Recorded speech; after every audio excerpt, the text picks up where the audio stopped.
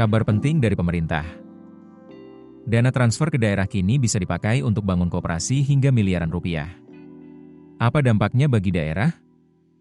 Menteri Keuangan, Purbaya Yudisadewa, resmi menerbitkan aturan baru terkait pembiayaan koperasi desa, Kelurahan Merah Putih. Kebijakan ini membuka penggunaan dana transfer ke daerah untuk mendukung pembangunan koperasi secara masif. Aturan tersebut tertuang dalam Peraturan Menteri Keuangan atau PMK Nomor 15 Tahun 2026. Regulasi ini mengatur penyaluran dana alokasi umum, dana bagi hasil, hingga dana desa untuk pembangunan fisik koperasi, seperti gerai, gudang, dan fasilitas pendukung lainnya.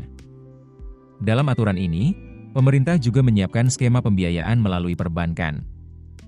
Bank akan menyalurkan kredit untuk pembangunan koperasi dengan plafon maksimal hingga 3 miliar rupiah per unit.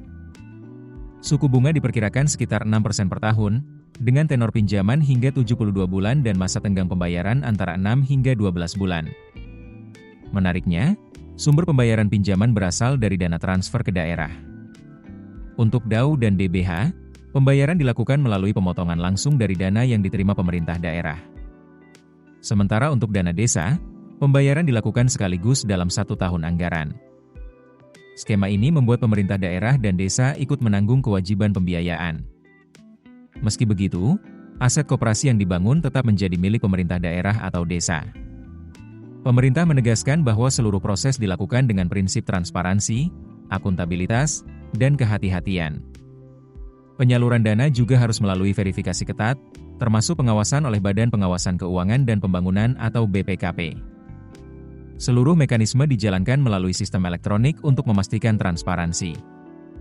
Dengan aturan baru ini, pemerintah berharap pembangunan koperasi di daerah bisa dipercepat. Namun, publik ini menanti, apakah kebijakan ini akan benar-benar memperkuat ekonomi desa, atau justru menambah beban keuangan daerah?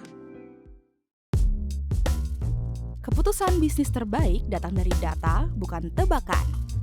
Mudah berlangganan Business Insight dengan subscribe with Google.